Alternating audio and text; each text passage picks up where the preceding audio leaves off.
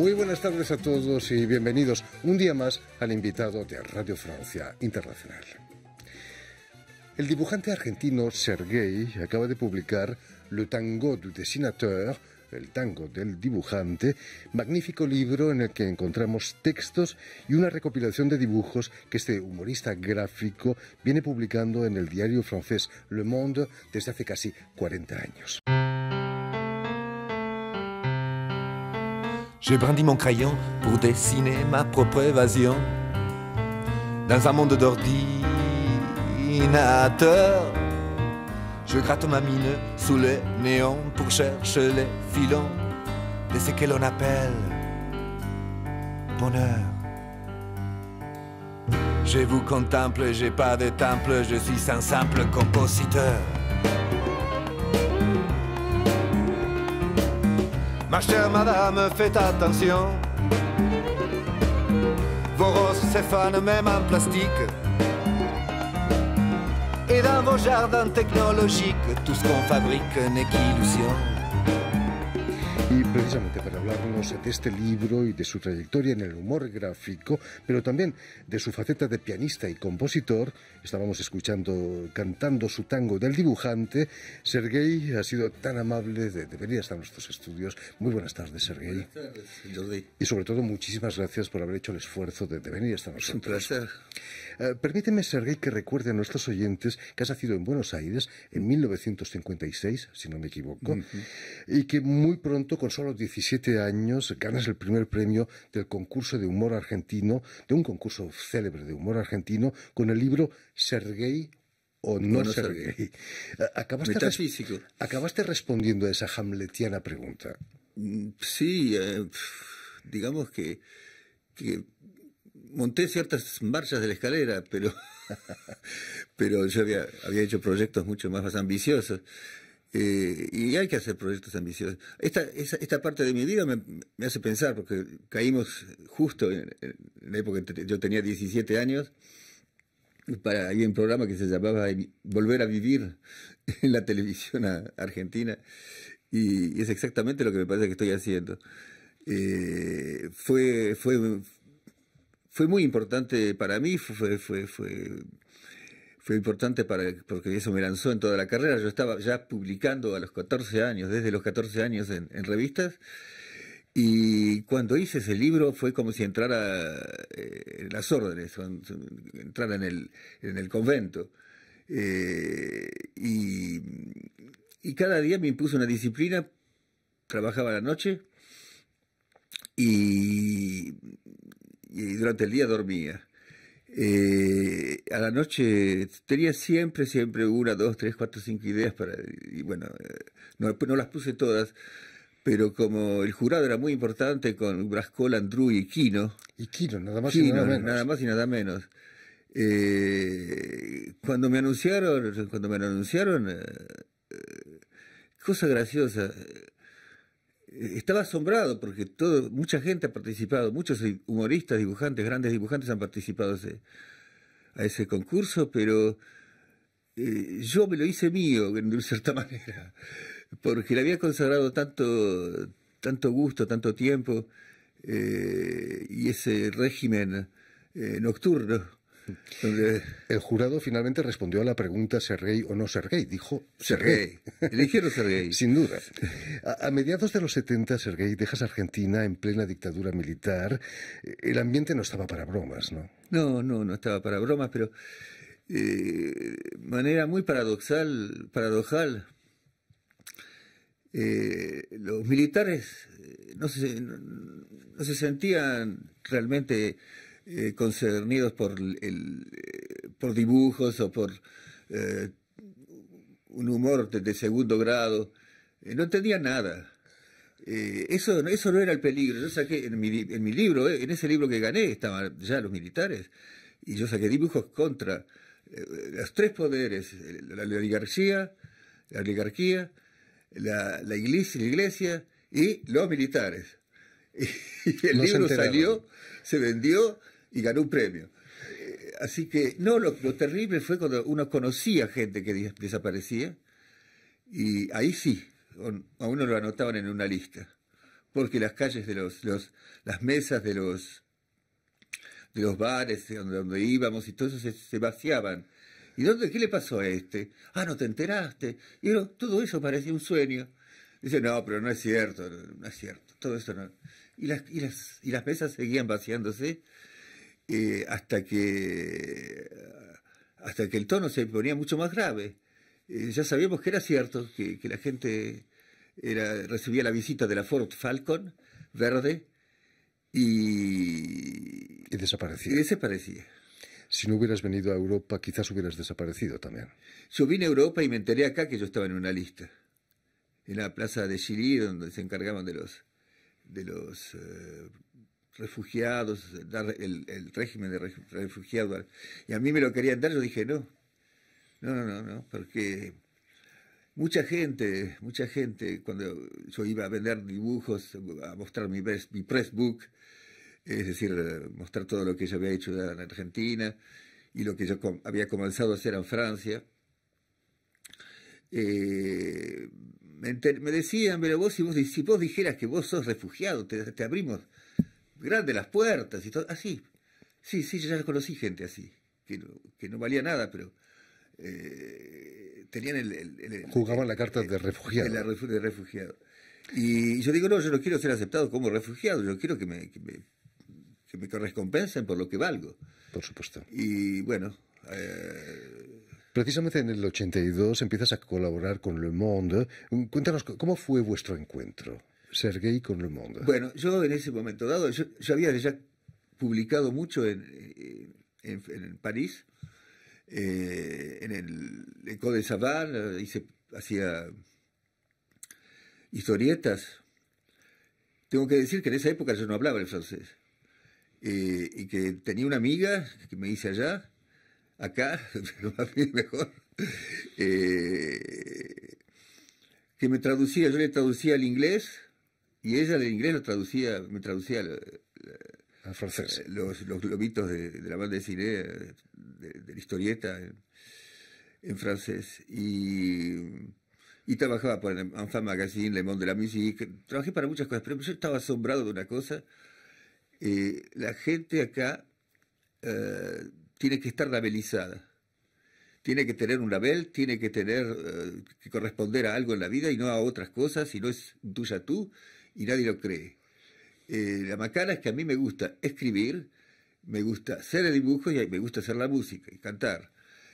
Son tres disciplinas que en lo que me concierne me dice, pero ¿con qué empezaste? Y las tres cosas empezaron juntas.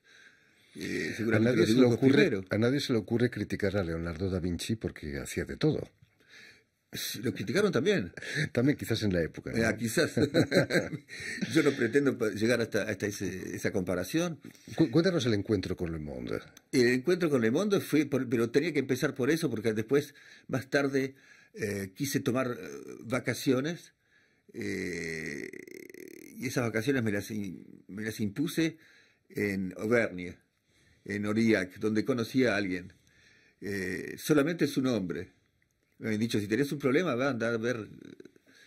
Y yo fui a Aurillac, que yo tenía 40 grados de fiebre, me recibieron dos mujeres extraordinarias, que se han ocupado de mí. Cuando estuve curado, después seguí quedándome en lo de ellas. Yo seguía con ese problema de ¿por qué se gana tan bien la vida acá con uno o dos dibujitos? No es posible.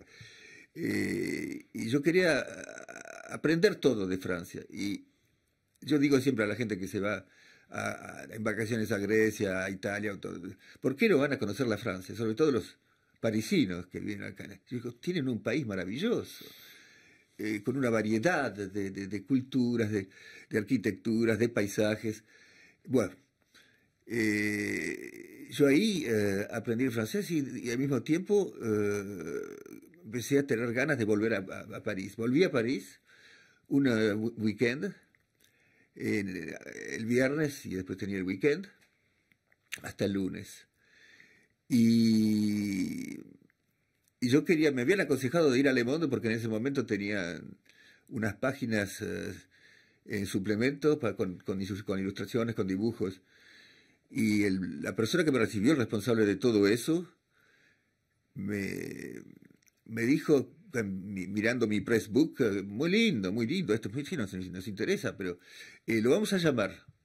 No, ustedes no me van a llamar. Deme algo más ahora y hacemos una experiencia. Si me da algo ahora que cuando se lo traigo el lunes no le gusta y está bien, pero si le gusta me lo acepta y me lo paga. ¿Qué le parece? Como de todas maneras no tenía otra alternativa porque yo estaba muy convencido. Y le gustó, salió y empecé a publicar de tanto en tanto en el suplemento hasta que desapareció. Después publicaba un dibujo por semana, pero eran dibujos en tanto que de dibujante de prensa.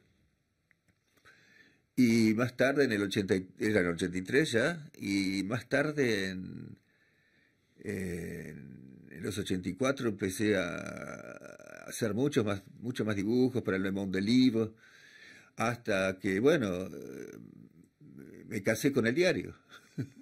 Bueno, una boda muy interesante, ¿no? Bodas de oro, sí. Plantu ha sido durante muchas décadas quien firmaba el dibujo de la portada de Le Monde. Sí. Imagino que discutíais sobre los temas.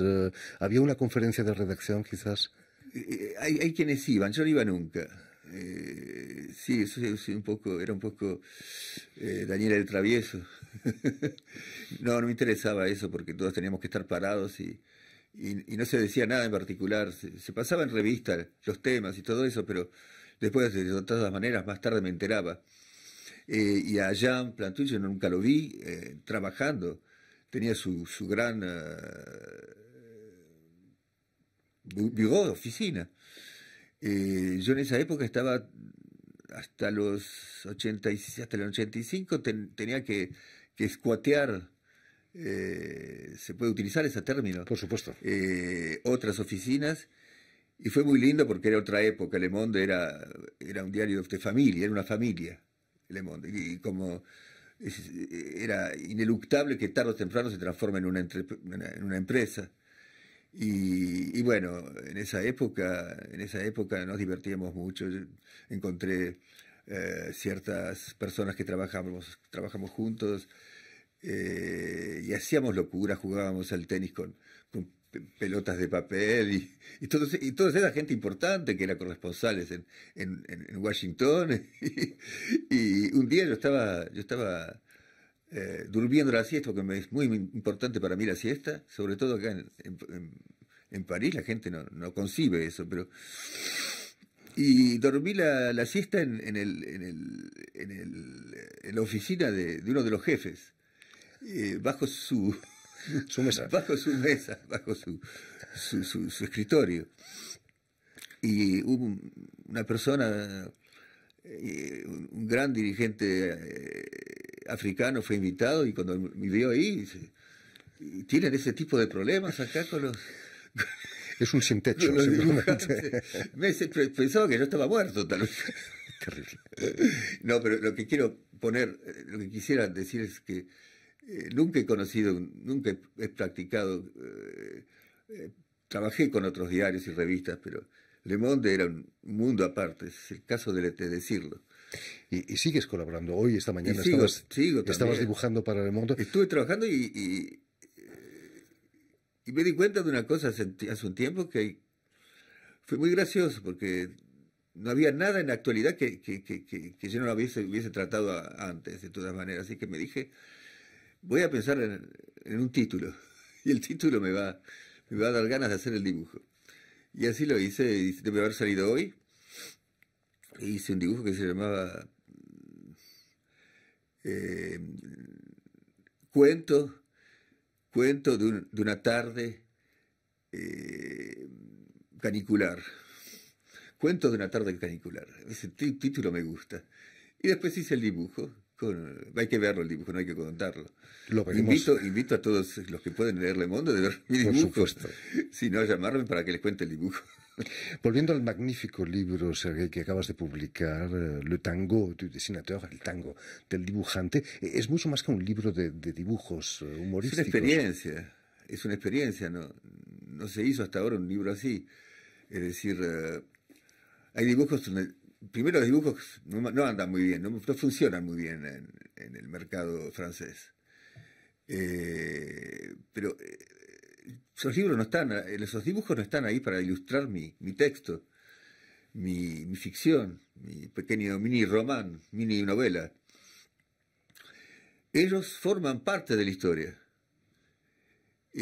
Forman parte de la historia porque, de todas maneras, son dibujos que hice una selección de mis 7000 hechos en Le Monde para llegar a 300. Fue terrible esa selección. Y después, más tarde, me dije, bueno...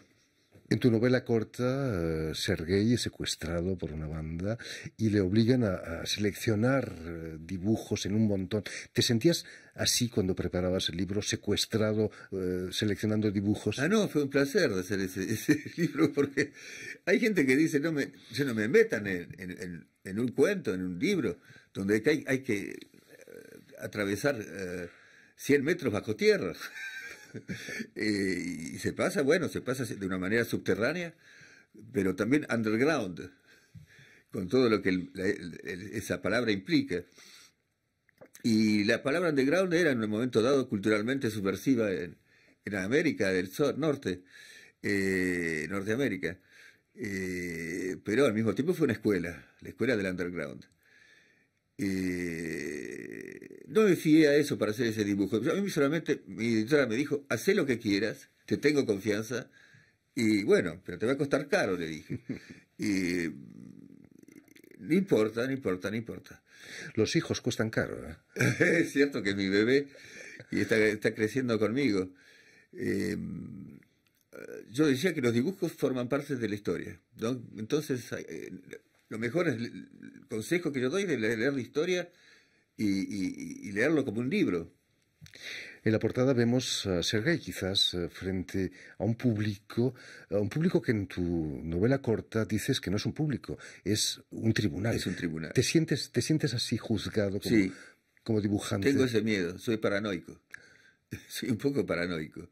Pero juzgado como dibujante, no tanto que la gente me dice cosas lindas y tengo mucha suerte porque tengo gente que quien le gusta los dibujos, a esos que no les gusta, no me escriben, así que está bien, no me dicen nada.